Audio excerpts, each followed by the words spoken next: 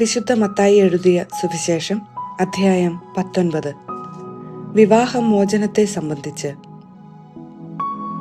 ഈ വാക്കുകൾ അവസാനിപ്പിച്ച ശേഷം യേശു ഗലീലി വിട്ട് ജോർദാന് അക്കരെ യൂദയായുടെ അതിർത്തിയിലെത്തി. വലിയ ജനക്കൂട്ടങ്ങൾ അവനെ അനുഗമിക്കുകയും അവൻ അവിടെ വച്ച് അവരെ സുഖപ്പെടുത്തുകയും ചെയ്തു. ഫരിസേയർ അടുത്തു ചെന്ന് അവനെ പരീക്ഷിച്ചുകൊണ്ട് ചോദിച്ചു, ഏതെങ്കിലും കാരണത്താൽ ഒരുവൻ ഭാര്യയെ ഉപേക്ഷിക്കുന്നത് നിയമാനുസൃതമാണോ? അവൻ മറുപടി പറഞ്ഞു, സ്രഷ്ടാവ് ആദ്യം മുതലേ അവരെ പുരുഷനും സ്ത്രീയുമായി സൃഷ്ടിച്ചു എന്നും ഇക്കാരണത്താൽ പുരുഷൻ പിതാവിനെയും മാതാവിനെയും വിട്ട് ഭാര്യയോട് ചേർന്നിരിക്കും, അവർ ഇരുവരും ഏക ശരീരമായി തീരും എന്ന് അവിടുന്ന് അരുളി ചെയ്തിട്ടുണ്ടെന്നും നിങ്ങൾ വായിച്ചിട്ടില്ലേ? തന്മൂലം പിന്നീടൊരിക്കലും അവർ രണ്ടല്ല ഒറ്റ ശരീരമായിരിക്കും. ആകയാൽ ദൈവം യോജിപ്പിച്ചത് മനുഷ്യൻ വേർപെടുത്താതിരിക്കട്ടെ. അവർ അവനോട് ചോദിച്ചു, അങ്ങനെയെങ്കിൽ ഉപേക്ഷാപത്രം നൽകി ഭാര്യയെ ഉപേക്ഷിക്കാമെന്ന് മോശ വിധിച്ചതെന്തുകൊണ്ട്? അവൻ പറഞ്ഞു, നിങ്ങളുടെ ഹൃദയകാഠിന്യം നിമിത്തമാണ് ഭാര്യയെ ഉപേക്ഷിക്കാൻ മോശ നിങ്ങൾക്ക് അനുമതി നൽകിയത്. ആദ്യം മുതലേ അങ്ങനെയായിരുന്നില്ല. എന്നാൽ ഞാൻ നിങ്ങളോട് പറയുന്നു, പരസംഗം മൂലം അല്ലാതെ മറ്റേതെങ്കിലും കാരണത്താൽ ഭാര്യയെ ഉപേക്ഷിച്ച് മറ്റൊരുവളെ വിവാഹം ചെയ്യുന്നവൻ വ്യഭിചാരം ചെയ്യുന്നു. ശിഷ്യന്മാർ അവനോട് പറഞ്ഞു, ഭാര്യ ഭർതൃബന്ധം ഇത്തരത്തിലുള്ളതെങ്കിൽ വിവാഹം ചെയ്യാതിരിക്കുന്നതാണല്ലോ ഭേദം. അവൻ പറഞ്ഞു, കൃപ ലഭിച്ചവരല്ലാതെ മറ്റാരും ഈ ഉപദേശം ഗ്രഹിക്കുന്നില്ല. എന്തെന്നാൽ ഷണ്ഡരായി ജനിക്കുന്നവരുണ്ട്, മനുഷ്യരാൽ ഷണ്ഡരാക്കപ്പെടുന്നവരുണ്ട്, സ്വർഗരാജ്യത്തെ പ്രതി തങ്ങളെ തന്നെ ഷണ്ഡരാക്കുന്നവരുണ്ട്. ഗ്രഹിക്കാൻ കഴിവുള്ളവൻ ഗ്രഹിക്കട്ടെ. ശിശുക്കളെ അനുഗ്രഹിക്കുന്നു. യേശു കൈകൾ വെച്ച് പ്രാർത്ഥിക്കുന്നതിനു വേണ്ടി ചിലർ ശിശുക്കളെ അവന്റെ അടുത്തു കൊണ്ടുവന്നു. ശിഷ്യന്മാർ അവരെ ശകാരിച്ചു. എന്നാൽ അവൻ പറഞ്ഞു, ശിശുക്കളെ എന്റെ അടുത്തു വരാൻ അനുവദിക്കുക, അവരെ തടയരുത്. എന്തെന്നാൽ സ്വർഗരാജ്യം അവരെ പോലെയുള്ളവരുടേതാണ്. അവൻ അവരുടെ മേൽ കൈകൾ വച്ച ശേഷം അവിടെ നിന്ന് പോയി. ധനികനായ യുവാവ് ഒരാൾ അവനെ സമീപിച്ച് ചോദിച്ചു, ഗുരു, നിത്യജീവൻ പ്രാപിക്കാൻ ഞാൻ എന്തു നന്മയാണ് പ്രവർത്തിക്കേണ്ടത്? അവൻ പറഞ്ഞു, നന്മയെപ്പറ്റി നീ എന്നോട് ചോദിക്കുന്നതെന്തിന്? നല്ലവൻ ഒരുവൻ മാത്രം. ജീവനിൽ പ്രവേശിക്കാൻ അഭിലഷിക്കുന്നെങ്കിൽ പ്രമാണങ്ങൾ അനുസരിക്കുക. അവൻ ചോദിച്ചു, ഏതെല്ലാം? യേശു പ്രതിവചിച്ചു, കൊല്ലരുത്, വ്യഭിചാരം ചെയ്യരുത്, മോഷ്ടിക്കരുത്, കള്ളസാക്ഷ്യം നൽകരുത്, പിതാവിനെയും മാതാവിനെയും ബഹുമാനിക്കുക, നിന്നെപ്പോലെ നിന്റെ അയൽക്കാരനെ സ്നേഹിക്കുക.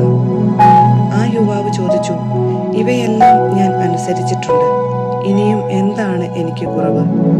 യേശു പറഞ്ഞു, നീ പൂർണ്ണനാകാൻ ആഗ്രഹിക്കുന്നെങ്കിൽ പോയി നിനക്കുള്ളതെല്ലാം വിറ്റ് ദരിദ്രർക്ക് കൊടുക്കുക. അപ്പോൾ സ്വർഗത്തിൽ നിനക്ക് നിക്ഷേപമുണ്ടാകും.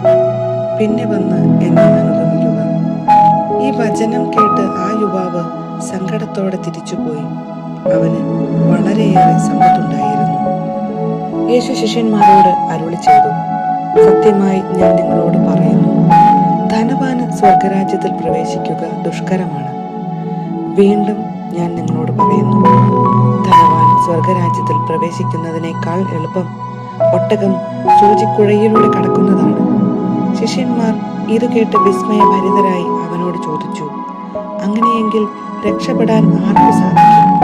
യേശു അവരെ നോക്കി പറഞ്ഞു, മനുഷ്യർക്ക് ഇത് അസാധ്യമാണ്, എന്നാൽ എല്ലാം സാധ്യമാണ്. അപ്പോൾ പത്രോസ് പറഞ്ഞു, ഇതാ ഞങ്ങളെല്ലാം ഉപേക്ഷിച്ച് നിന്നെ അനുഗമിച്ചിരിക്കുന്നു, ഞങ്ങൾക്ക് എന്താണ് ലഭിക്കുക?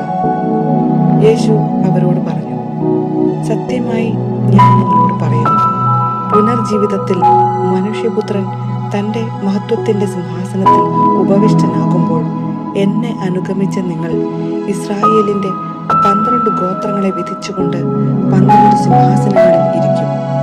എന്റെ നാമത്തെ പ്രതി ഭവനത്തെയോ സഹോദരന്മാരെയോ സഹോദരികളെയോ പിതാവിനെയോ മാതാവിനെയോ വയലുകളെയോ പരിത്യജിക്കുന്ന ഏതൊരുവനും 100 ഇരട്ടി ലഭിക്കും. അവൻ നിത്യജീവൻ അവകാശമാക്കുകയും ചെയ്യും. എന്നാൽ മുൻപന്മാർ പലരും പിൻപന്മാരും, പിൻപന്മാർ മുമ്പന്മാരുമാകും.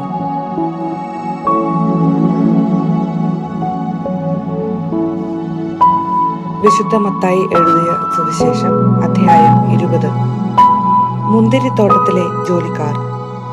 സ്വർഗരാജ്യം തന്റെ മുന്തിരിത്തോട്ടത്തിലേക്ക് ജോലിക്കാരെ വിളിക്കാൻ അതിരാവിലെ പുറപ്പെട്ട വീട്ടുടമസ്ഥന് സദൃശം. ദിവസം 1 ദനാറ വീതം വേതനം നൽകാമെന്ന കരാറിൽ അവൻ അവരെ മുന്തിരിത്തോട്ടത്തിലേക്ക് അയച്ചു. 3-ാം മണിക്കൂറിൽ അവൻ പുറത്തേക്കിറങ്ങിയപ്പോൾ ചിലർ ചന്തസ്ഥലത്ത് അലസരായി നിൽക്കുന്നത് കണ്ട് അവരോട് പറഞ്ഞു, നിങ്ങളും മുന്തിരിത്തോട്ടത്തിലേക്ക് ചെല്ലുവിൻ, ന്യായമായ വേതനം നിങ്ങൾക്ക് ഞാൻ തരാം. അവരും മുന്തിരിത്തോട്ടത്തിലേക്ക് പോയി. 6-ാം മണിക്കൂറിലും 9-ാം മണിക്കൂറിലും പുറത്തിറങ്ങിയപ്പോഴും അവൻ ഇതുപോലെ തന്നെ ചെയ്തു. ഏകദേശം 11-ാം മണിക്കൂറിൽ അവൻ പുറത്തിറങ്ങിയപ്പോഴും അവിടെ ചിലർ നിൽക്കുന്നത് കണ്ട് അവരോട് ചോദിച്ചു, നിങ്ങൾ ദിവസം മുഴുവൻ അലസരായി നിൽക്കുന്നതെന്ത്? ഞങ്ങളെ ആരും വേലയ്ക്ക് വിളിക്കാത്തത് കൊണ്ട് എന്ന് അവർ മറുപടി നൽകി. അവൻ പറഞ്ഞു, നിങ്ങളും മുന്തിരിത്തോട്ടത്തിലേക്ക് ചെല്ലുവിൻ. വൈകുന്നേരമായപ്പോൾ മുന്തിരിത്തോട്ടത്തിന്റെ ഉടമസ്ഥൻ കാര്യസ്ഥനോട് പറഞ്ഞു, ജോലിക്കാരെ വിളിച്ച് അവസാനം വന്നവർക്ക് തുടങ്ങി ആദ്യം വന്നവർക്ക് വരെ കൂലി കൊടുക്കുക. 11-ാം മണിക്കൂറിൽ വന്നവർക്ക് ഓരോ ദനാറ ലഭിച്ചു. തങ്ങൾക്ക് കൂടുതൽ ലഭിക്കുമെന്ന് ആദ്യം വന്നവർ വിചാരിച്ചു. എന്നാൽ അവർക്കും ഓരോ ദനാറ തന്നെ കിട്ടി. അത് വാങ്ങുമ്പോൾ അവർ വീട്ടുടമസ്ഥനെതിരെ പിറുപിറുത്തു. അവസാനം വന്ന ഇവർ 1 മണിക്കൂറേ ജോലി ചെയ്തുള്ളൂ. എന്നിട്ടും പകലിന്റെ അധ്വാനവും ചൂടും സഹിച്ച ഞങ്ങളോട് അവരെ നീ തുല്യരാക്കിയല്ലോ. അവൻ അവരിൽ ഒരുവനോട് ഇങ്ങനെ മറുപടി പറഞ്ഞു, സ്നേഹിത, ഞാൻ നിന്നോട് ഒരനീതിയും ചെയ്യുന്നില്ല. 1 ദനാറയ്ക്കല്ലേ നീ എന്നോട് സമ്മതിച്ചിരുന്നത്? നിനക്ക് അവകാശപ്പെട്ടത് വാങ്ങിക്കൊണ്ട് പോയിക്കൊള്ളുക. അവസാനം വന്ന ഇവനും നിനക്ക് നൽകിയതുപോലെ തന്നെ കൊടുക്കാനാണ് എനിക്കിഷ്ടം.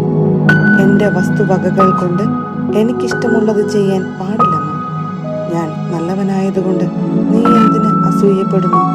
ഇപ്രകാരം പിൻപന്മാർ മുൻപന്മാരും മുൻപന്മാർ പിൻപന്മാരുമാകും. പീഡാനുഭവവും ഉദ്ധാനവും. 3-ാം പ്രവചനം.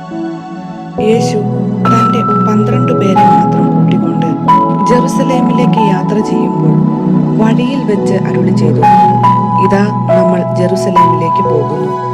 മനുഷ്യപുത്രൻ പ്രധാന പുരോഹിതന്മാർക്കും നിയമജ്ഞർക്കും ഏൽപ്പിക്കപ്പെടും.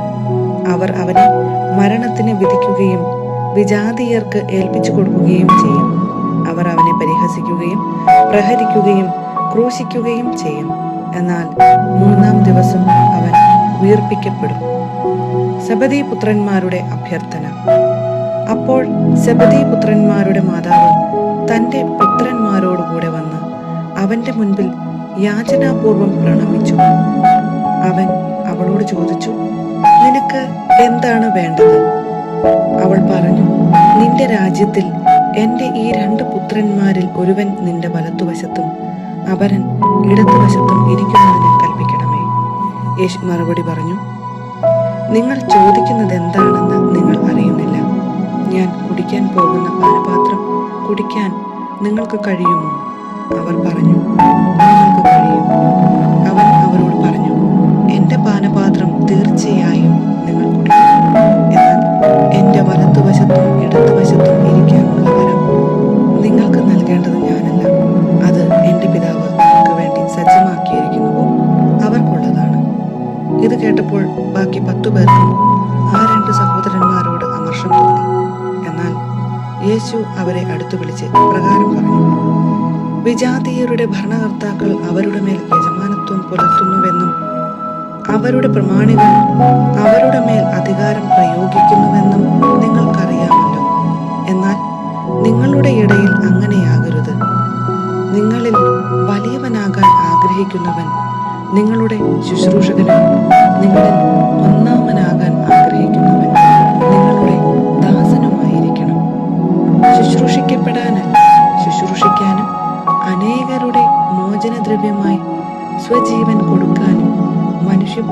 പറഞ്ഞിരിക്കുന്നത് പോലെ തന്നെ. അന്ധന്മാർക്ക് കാഴ്ച.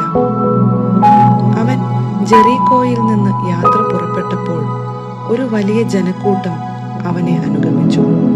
യേശു ആ വഴി കടന്നു പോകുന്നെന്ന് കേട്ടപ്പോൾ വഴിയരികിലിരുന്ന 2 അന്ധന്മാർ ഉച്ചത്തിൽ നിലവിളിച്ചു, കർത്താവേ, ദാവീദിന്റെ പുത്ര, ഞങ്ങളിൽ കനിയണമേ.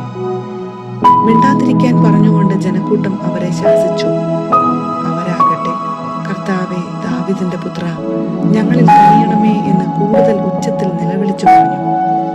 യേശു അവിടെ നിന്ന് അവരെ വിളിച്ചു ചോദിച്ചു, ഞാൻ നിങ്ങൾക്ക് എന്തു ചെയ്യണമെന്നാണ് നിങ്ങൾ ആഗ്രഹിക്കുന്നത്? അവർ പറഞ്ഞു, കർത്താവേ, ഞങ്ങൾക്ക് കണ്ണുകൾ തുറന്നു കിട്ടണം. യേശു ഉള്ളലിഞ്ഞ് അവരുടെ കണ്ണുകളിൽ സ്പർശിച്ചു. തൽക്ഷണം അവർക്ക് കാഴ്ച കിട്ടി. അവരും അവനെ അനുഗമിച്ചു.